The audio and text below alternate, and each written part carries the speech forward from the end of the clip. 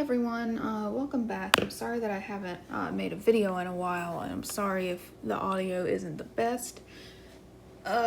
This is going to be, obviously, as you can see, my process for making a Fursona, specifically a Fursona ref sheet.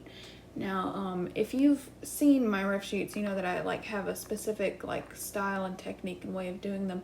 You don't have to follow this technique or style at all. In fact, I highly suggest that you come up with your own.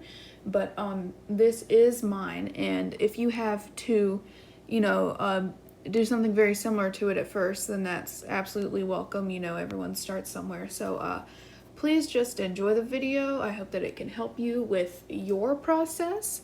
And yeah, let's get into it. So the first thing that I do whenever I'm making a Fursona is I think of the top 3 factors, right? Factor 1 is species. What species do you want it to be? This can be, real or made up. It truly doesn't matter. Use your imagination. It really doesn't matter with this. Factor number 2 is color palette. Now, you wouldn't think that this is something that you think of going into it and more something that you decide later, but again, this is just my process with it, and it really helps me to get an idea of their color palette because that can also help me make sense of who they are. You don't need some grandiose backstory or personality for your character, but it does help with positioning and personality and design and all of that. So if you come up with a color palette beforehand, then this can really help with your character later on in the process. Number 3 is the name, and again, this can play in any way, shape, or form. This is another thing that can really help flesh out your Fursona. And now, while I'm listing this as one of the things to do at the beginning, it's really something you can save until the end, and I honestly suggest saving it to the end because seeing your full character displayed and then coming up with the character's name is really the best way to name them. That was worded really stupidly, but I think you can get what I'm saying. So we have our top 3 most important things up here, and the first thing that I want to focus on is species.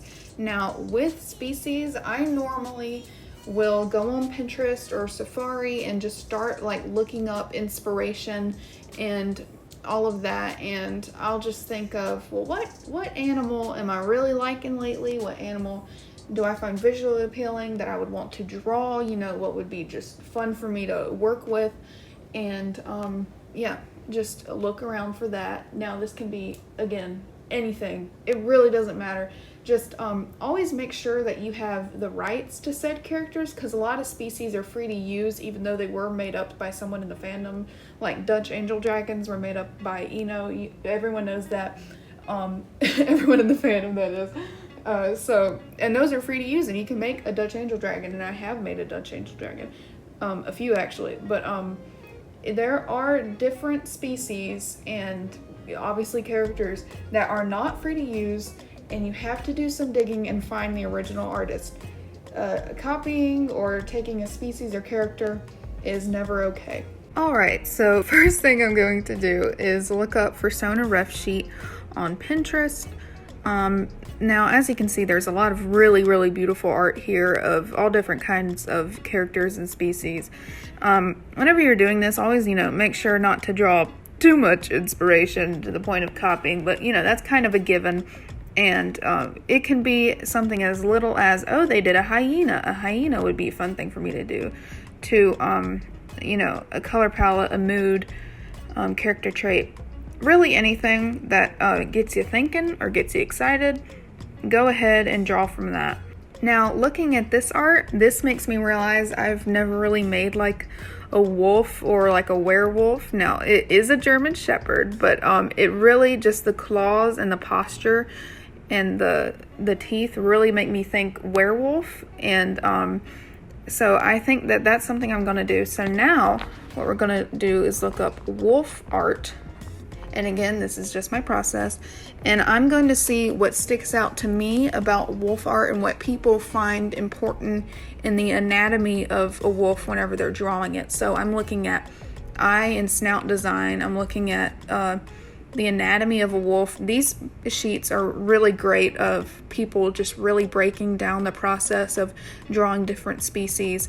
And so, just looking at the typical mood that people tend to portray these animals as really helps with the process. Something more, magical, supernatural about a wolf is really drawing me in. So I think that that's probably what I'm going to go with. A lot of this art is like really, really beautiful. Here, right here, this is a really good reference and help. And you can go under here and look. There's so much help on Pinterest. It's just really great place to find all these sorts of things that really just help with the process. A lot of people, including myself, a lot of like starting artists will be like, oh, well, isn't using reference cheating? I promise you it is not. I promise you it is not. If you are not copying someone's art or tracing someone's art and then claiming it to be your own, then you are not, quote unquote cheating or plagiarizing, which is obviously not something that I recommend. But getting to know the anatomy of your animal is really important, and these ref sheets that people make can just really help with that. And of course, something else I would recommend is looking up just normal pictures of some normal wolves, or whatever character you're doing, and this can help you start to form your interpretation of it and say, okay, I know the art design, I know my inspiration now let me look at some different like real life pictures and start to really understand what's important to me about my character. Something that I would like to point out is the face shape, right? Because we're looking at shapes, because that's all art is just a bunch of shapes all put together. And something I always point out to myself is, what is the shape of the face? What is its most prominent features? I'm a professional.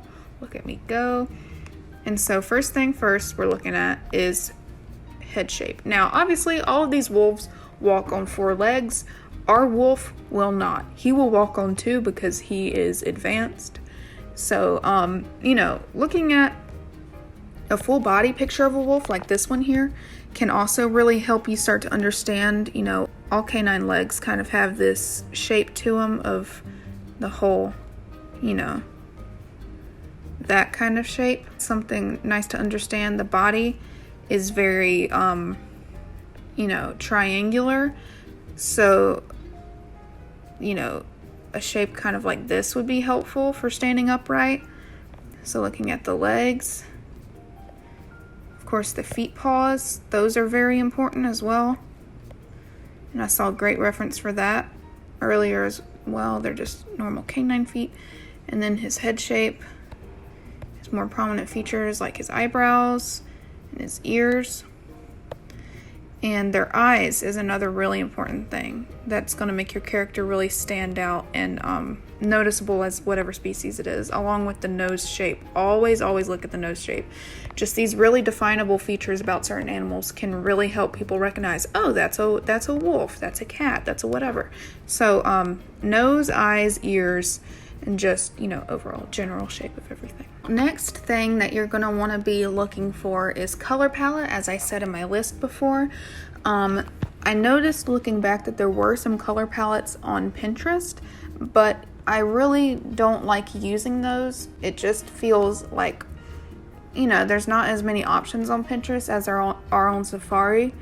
Safari brings up all sorts of stuff. Sometimes it's just better to look at these options on Safari. I don't know how to explain it, but that's just my experience.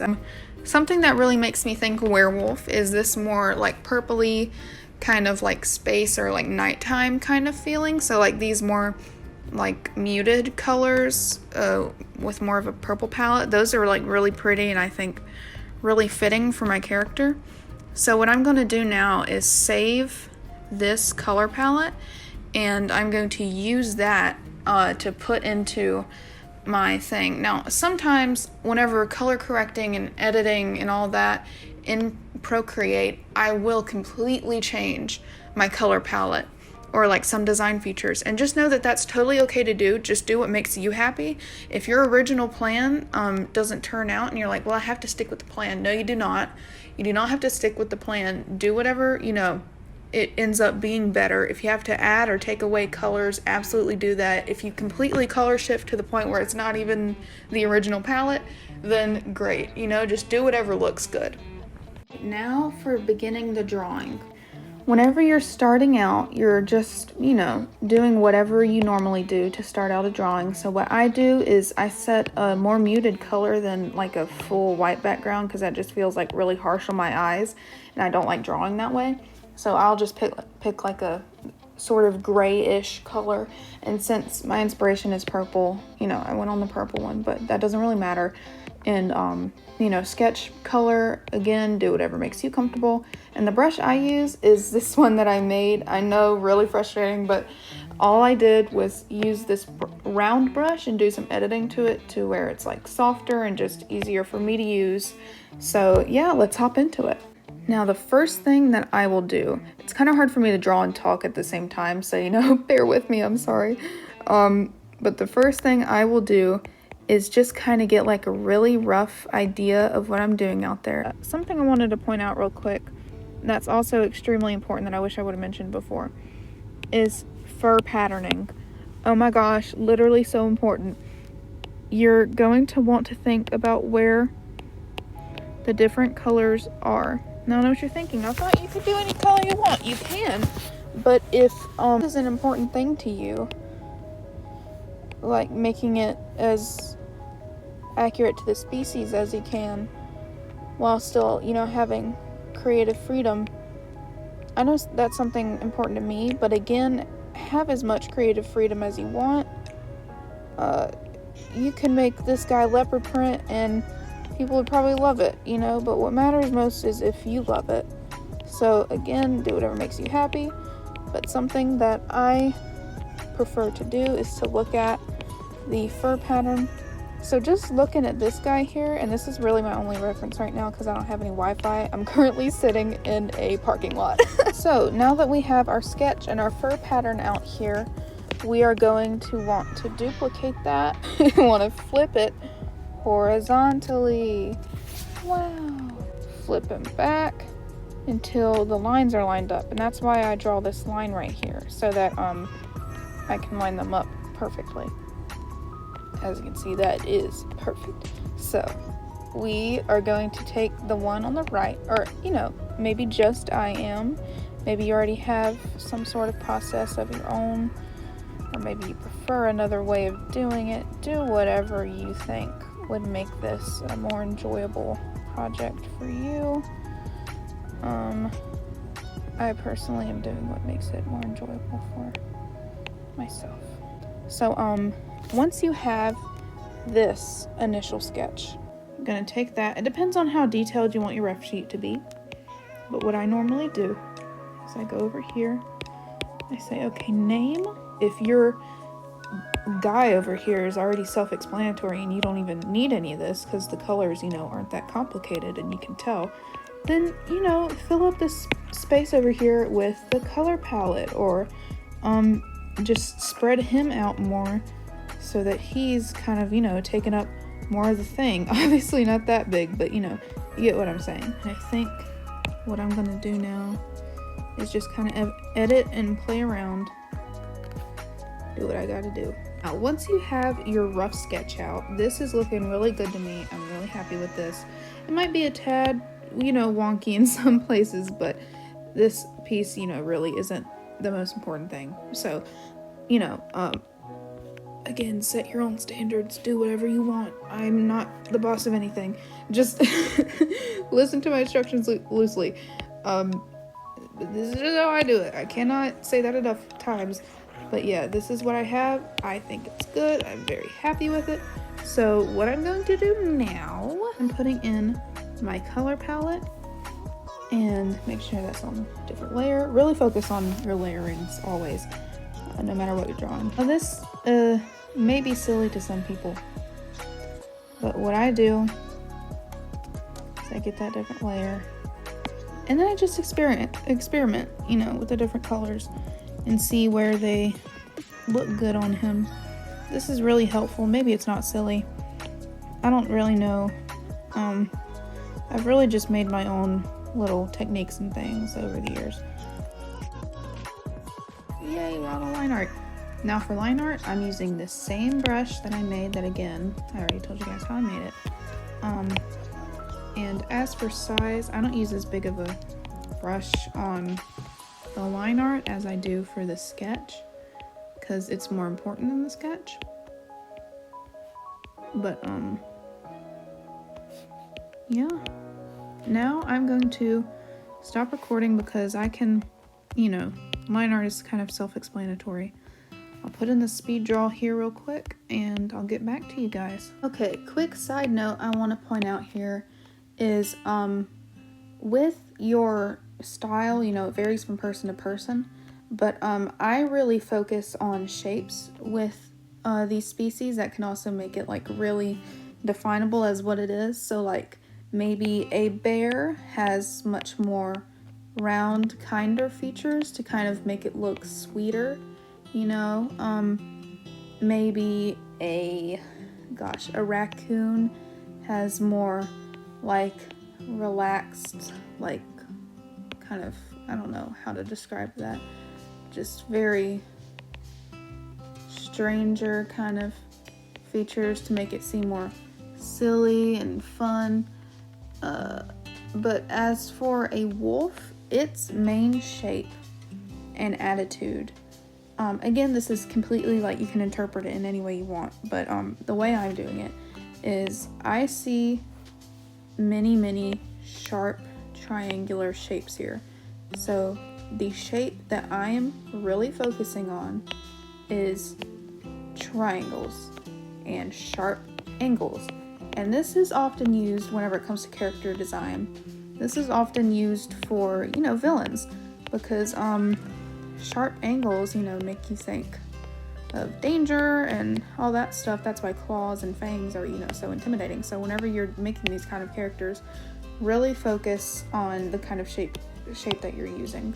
I just wanted to make that quick side note. Let's get back into the line art.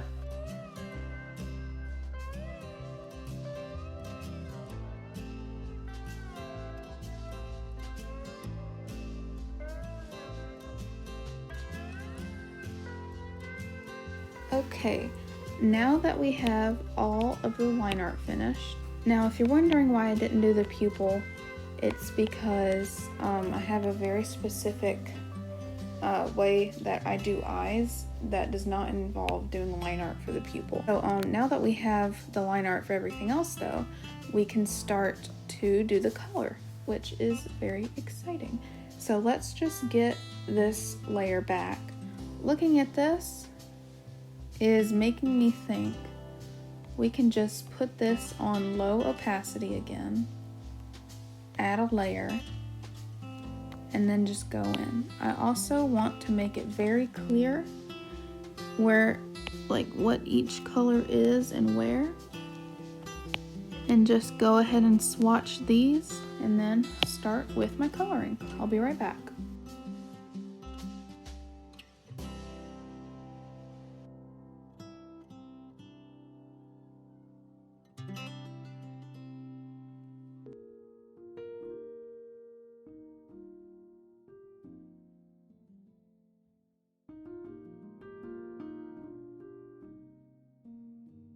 Alright, now that we are done with color, you guys probably recognize that the palette is completely different.